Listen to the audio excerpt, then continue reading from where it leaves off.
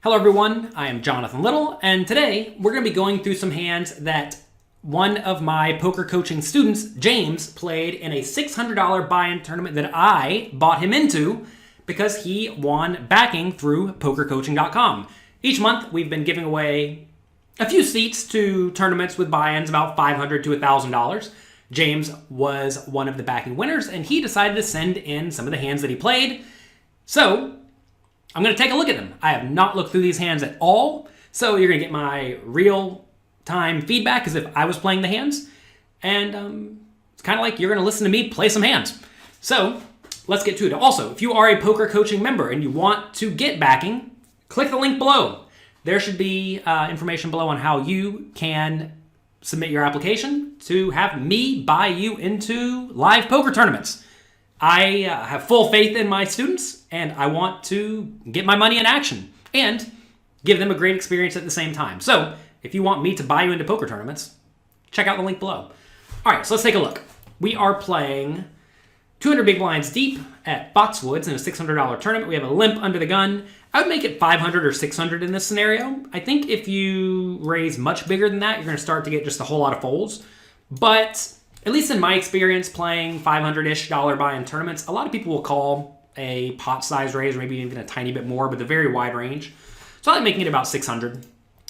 James makes it 400, and I think if we were shallower stacked, this would be ideal. But given we are so deep stacked, you just want to build a pot and you want to extract full value with an effective nut hand. You get two callers. And notice right here, the pot could just be 600 chips bigger, which would allow you to make a bigger flop continuation bet, right? All right, flop comes 8-5-2. Small blind leads for 600. Well, this is one of these spots where small blind's range could be all over the place. It may be exactly sets, it may be exactly draws, it may be exactly marginal made hands, it may be some mix of those. But in general, I think given that there are just way more draws and way more marginal made hands than there are sets and two pairs, I think I like a raise to maybe 2,000, about 3 times the opponent's bet, given the opponent bet relatively large. If the opponent bet like 200 on the flop, I'd raise to more like 1,600. But when he makes a reasonable bet, I think a raise to about 2,000 is pretty nice. James goes 1,500, and I think that is just a little bit small because think about it, right? If the opponent has 9-7 for a gut shot, 9-7 to clubs, that's a hand that's going to be getting pretty much the right odds plus implied odds to call. He has to put in 900 more into a pot that's going to go up to 4,000. So right now he's immediately getting 4-to-1 pot odds, or 3-to-1 pot odds. So he really only needs to get another 5,000 or 6,000 chips to go in the pot to break even. And whenever he makes the straight, he probably can. Also, he could just have a better draw, like 7-6 or 5 or 4-3 that's getting great odds. And if he has a hand like Ace-8, King-8, Queen-8, Jack-8, that's going to call 2,000 as well, right? So I think a 2,000 raise just extracts more value. So far, I think James has used slightly too small of bet sizes. Turns to Jack of Clubs, which is a very nice card because only Jack-8 gets there, really. Small blind checks, I would just keep betting. I would bet something like 2,800, 3,000 just to extract value. James does basically that, which I think is nice. Gets called. River is an ace now in small blind checks. So James almost certainly had the best hand on the flop on the turn. The question is, can we extract value now? Well, if the opponent has an 8, will they call any bet? And I think the answer is probably no, unless we go really small, like 1,000 or 2,000. But then we run the risk of getting check raised every once in a while, perhaps all in by a busted draw, which I don't think we want. So I think this is a scenario where it's probably just ideal to check it back. Unless you think the opponent's just an extreme calling station. But given we are early in the tournament, I don't see why we would have that read. So I like a check behind, I think. James does check, and we just win. Be nice to know what the opponent had, but I guess we don't. 100, 100 still. 400, call, call, call. I would just fold Jack 3 offsuit. This is a scenario where, yes, we're closing the action. Yes, we're getting good odds. The problem, though, is that, like, what are we looking for on the flop? Even if it comes King Jack 3. We can't just blast our money in because we easily could be against a good draw, or we could be against King Jack, or Kings, or Jacks, or 3s, right? So you have to be very cautious in this spot. If we were against a min raise and a call and a call and a call and a call, I would call. But I think this is just a fold. I don't think there's any merit in turning this hand into a bluff either. It's just pretty bad. So I would have folded this hand.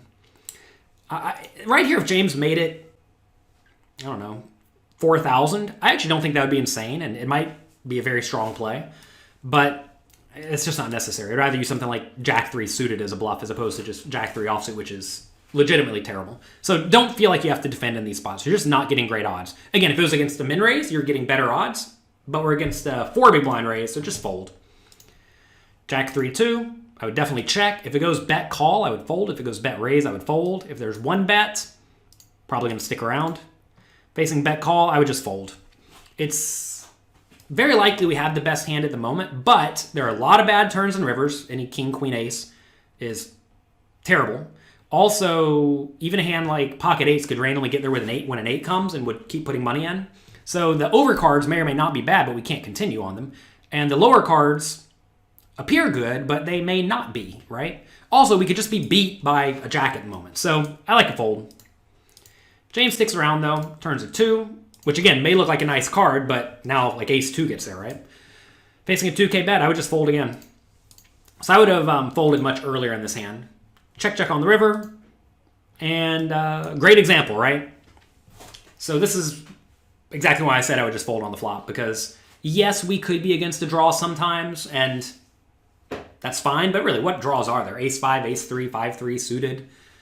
And it's just so easy to be beat when someone is betting into multiple players. So I like to fold there just on the flop. Well, pre-flop first, right? Knows we were dominated pre-flop. On the flop, we were dominated. It would have folded. On the turn, it would have folded. And then on the river, I would have folded to a bet again. So that's a good example of why you just don't want to be playing the Jack 3 offsuit. Or even like Jack 6 offsuit there. Jack 7, I'd probably... Jack 7's even close. Jack 8 I would have called pre-flop. But...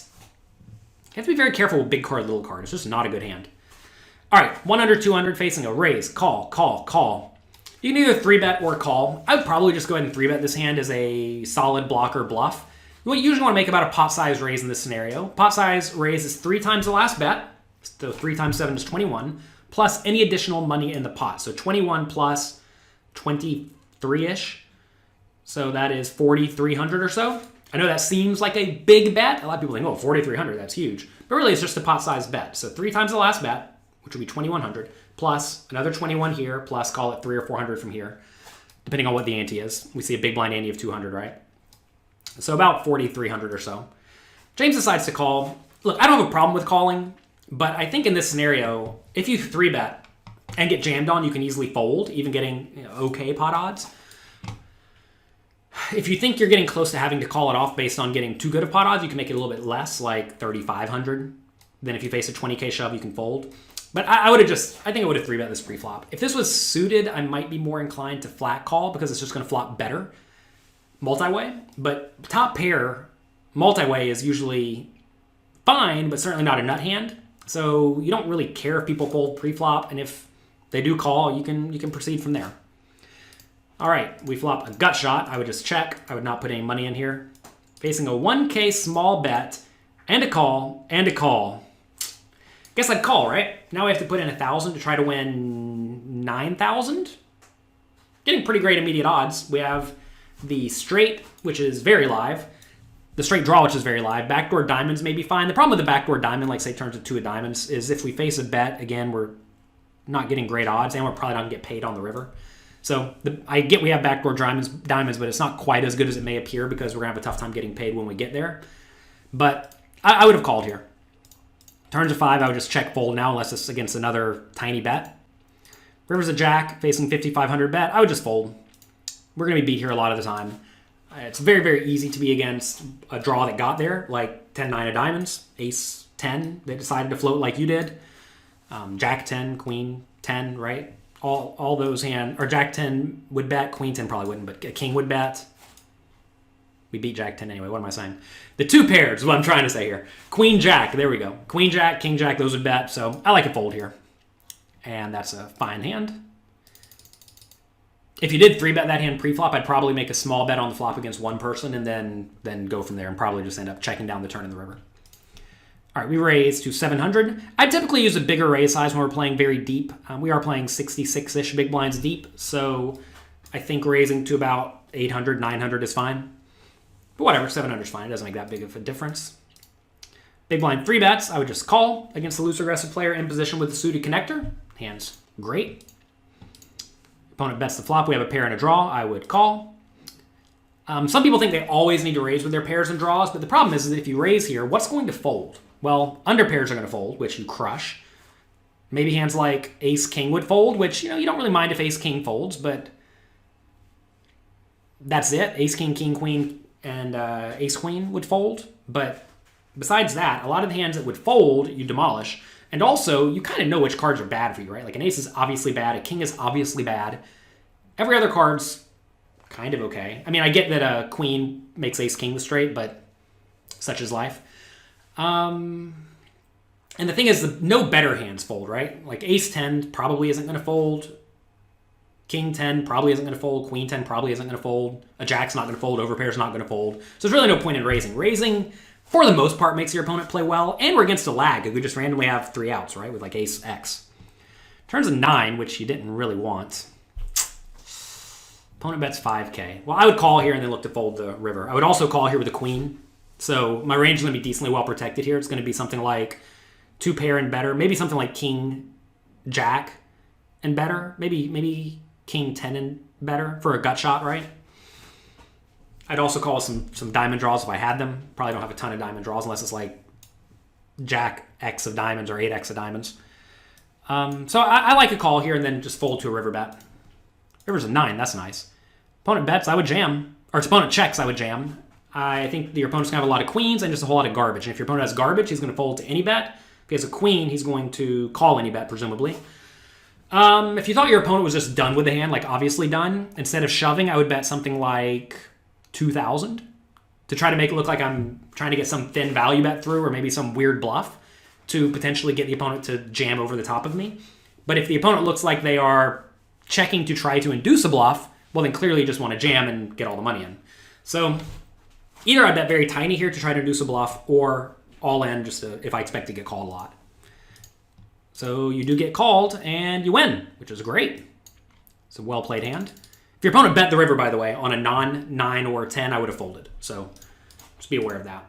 It's perfectly fine to call a turn bet with the idea that you're going to fold to the river bet as long as your range is well protected. And you want to always ask yourself in that spot, if I call a turn bet with this hand, what other hands do I need to call with to make sure I'm just not folding everything to a river bet? Because imagine if you only call with 2 pair there on the turn or draws and you fold all of it to a river bet, you're really exploitable. So make sure you call your queens as well. And when you do have a queen there, don't just think, what should I do with my queen? Think, how would I play the rest of my range?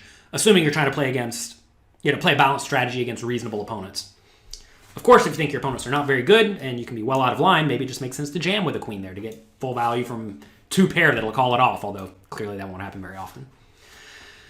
All right. 500 to 1,000, facing a 3,300 raise from a 40k stack, and then an old man jams 8,300. So here, what does old man mean? Right? Some players who are old men will have only the nuts here, like 9s are better and ace-queen and better, maybe king-queen. Some old men will have all sorts of stuff. So here's a spot where you can either call or jam or fold, depending on the scenario. Also, what do we think about the initial raiser? I see they're labeled as a lag here.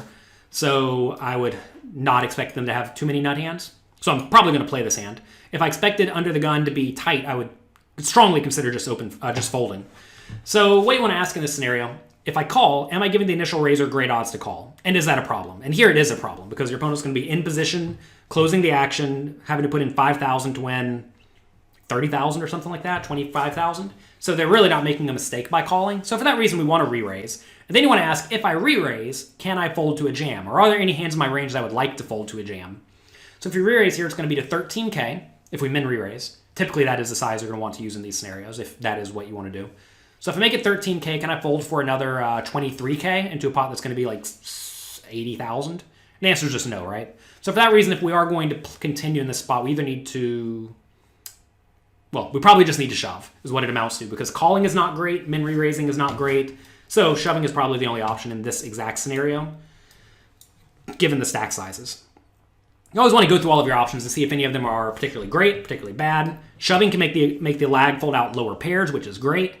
It can make the lag fold out stuff like king-jack suited, which is great, because all those hands have plenty of equity. So James likes to call, and I think this is not great because we just now let the lag call in position, and that's not so good. If also the lag jams, what do? Now we're not quite getting the right odds to call, but how do we expect the lag to play? I don't know. Flag does call, as we see, not great. Check, opponent bets, I would fold.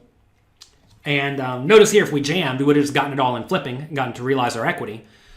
Now, we end up, well, what's probably going to happen is if we get an ace or a queen on the flop, the opponent's going to get off the hook. And if we miss, we end up losing the pot a lot. So this is not such a great outcome for us, right? I mean, I understand that we avoided a flip, but for all we know, maybe the opponent folds pocket jacks pre-flop. I mean, think about it, right? Put yourself in this guy's shoes.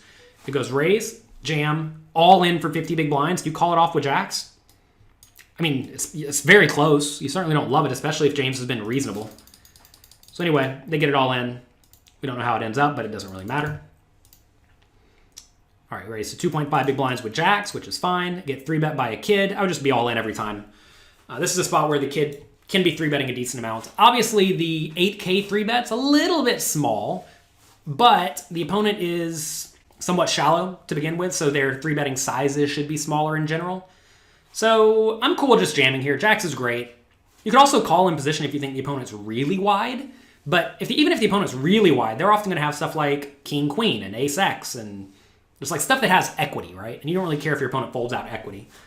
Plus, jacks is going to end up folding a little bit poorly post-flop. Like, say it does come king, queen, blank, and the opponent has ace 5 and they bet. You just fold and your opponent gets the bluff through, right? Anyway, we call. Here's a great example. I would just check the flop. I would check behind on the turn, because if you bet the turn and the opponent calls or jams, you're unhappy. And if it just checks down, you're going to end up winning a lot.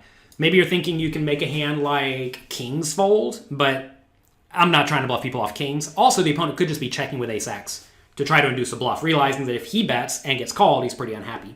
So I don't think you want to bet here, because when your opponent folds, they're usually going to be folding out pretty perfectly, unless they have exactly kings or queens. Even then, kings or queens may not fold to a 10K bet. So here I think you have a pretty clear marginal made hand. I get the idea of betting so that you don't face a river bet, but like I don't know what a kid means here. If the kid might just jam you all in with some random junk like king, queen, thinking that you're making some thin protection bet or something like that, then clearly this is awful to bet and then fold to a jam. So I think I would just check it down and be content with that. In general, when you have a marginal made hand that can win if it checks down, you want to just be checking it down. Obviously, you'd rather bet with a hand like jacks, I think, than kings here, because kings isn't so worried about getting outdrawn on the river, where jacks kind of is, because a king or a queen could be pretty bad. But I don't think it really matters. All those hands just want to check. Just check and get to the showdown. You're going to win a decent amount of the time, and nobody's folding an ace, right? So when people fold here, they're folding out usually unpaired hands that you crush, and low pairs like pocket sevens that isn't going to put money in anyway. So I think you'd rather just check. All right, 50 big blinds facing a limp, 3 big blind raise. I'd probably just flat. If you get re-raised here, you can fold. Pretty awful flop for you. Should we bet as a bluff if they check to us? This board should line up okay with your range. It should also line up with the weak passive player's range to some extent, though. I think if you want to bluff here, the obvious draws make sense, like Jack 10, Queen 10, Queen Jack suited if you have them. If you have a random hand like Ace 7 suited, Ace 6 suited, sure, bluff those. So I don't know if we necessarily need to bluff the Ace Jack. If you had a hand like King Queen of clubs, I would bluff that. But I don't think Ace Jack needs to bluff. But if you did bluff, I think it's acceptable. Turns a 10. Check, check. Again, same story. Do we need to bluff this? The problem is on this board, your opponents, if they're good, they should be doing a decent amount of checking with their marginal made hands looking to check call. So I think if you bet the turn in this scenario, you need to be willing to bluff the river. So again, the question is, do we have better hands we'd like to bluff here? Well, King Queen's an obvious one. King Jack's an obvious one. If we had Ace 7 or Ace 6, I have to think we would just bet the flop.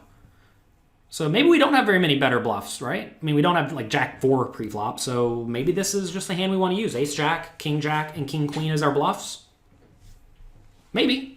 Also, do you want to have any bluffs? If you're playing live poker in a $600 tournament, you can often look and tell if your opponents are paying attention, if they're going to stick around in this pot. And if they are going to stick around in this pot, then don't bluff. And if they're one of the two players is clearly folding and the other one's just acting normally, maybe you should go for it. So we do go for an 8,000 bluff into the 24,000 pot. So whenever you use a small size like this, you definitely want to make sure you're betting the river. And given how I just kind of went through the range, we don't really have very many obvious bluffs. I generally like a small sizing. We do get called, and like I said, we need to be bluffing the river. Opponent checks river, pot's 40K. We have 80K behind. From a GTO point of view, we could just shove. Problem is that every once in a while we're just going to get snapped off by 2 pair or something like that. Or king queen that decide to make a weird check call. Or king jack. But yeah, we're going to be against a lot of marginal made hands here in general. So the question is, how much will your opponent call with a marginal made hand, and at what point do they start folding? And I think a bet of like 30k is probably fine. You definitely don't want to bet small, like 15k, because if you bet 15k, then random hands like a 10x or a 9x will call you. But I think a bet of 30 or maybe 35k is pretty good. Maybe 35k is ideal here. Check, check. I do not like check, check. Unless you can just tell your opponent's never folding, right? Like if your opponent looks pumped up whenever they get the king on the river, then clearly don't bluff. But I think this is a spot where you need to bluff. You have basically no showdown value.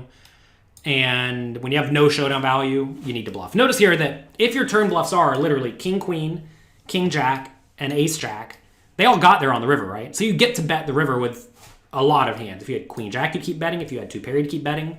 So this really is one of the worst hands in your range at this point. So whenever you have one of the worst hands in your range, and you have a blocker to the nuts, right? We block the queen, jack.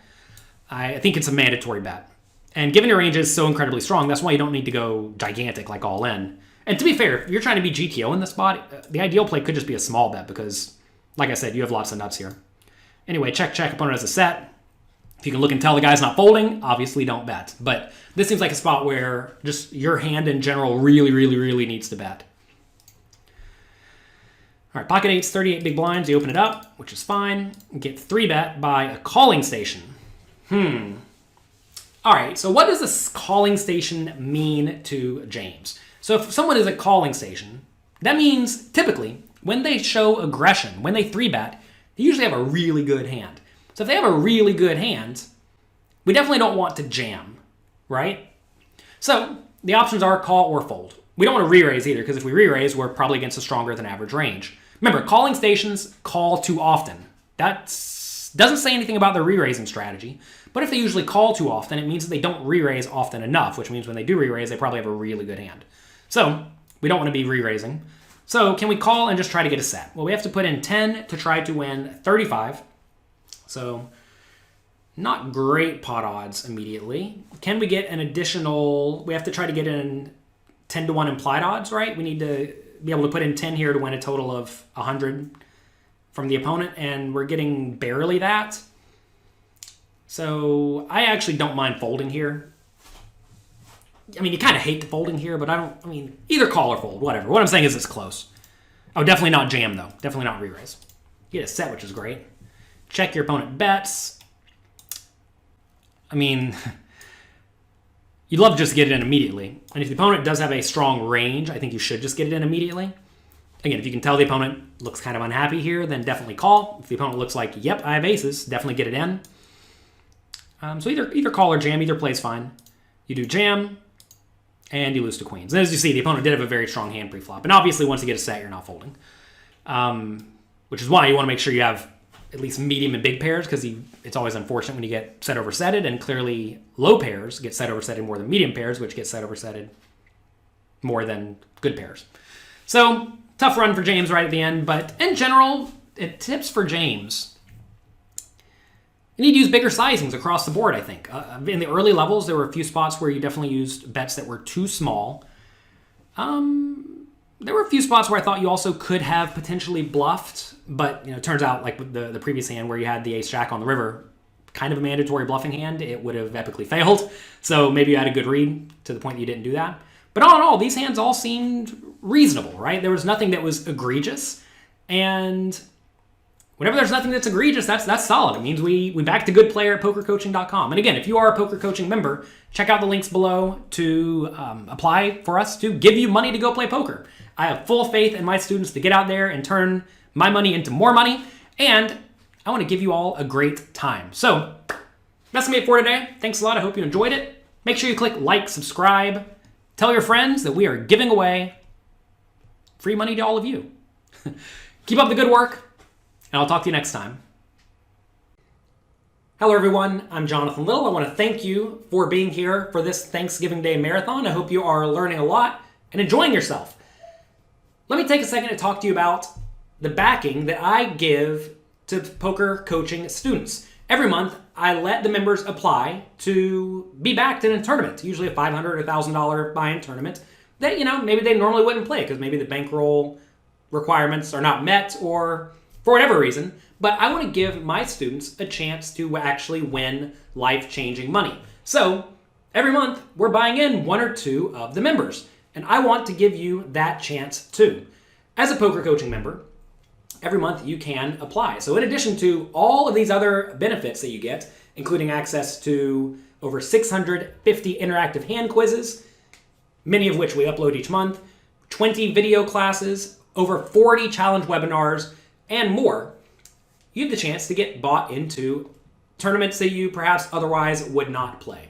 So check all of this out right now at pokercoaching.com/Black Friday. We have very, very discounted prices on 1, 2, and 3-year memberships so that you can get in there, work hard, and continuously improve your skills. And with any luck, I'll see you at the final table.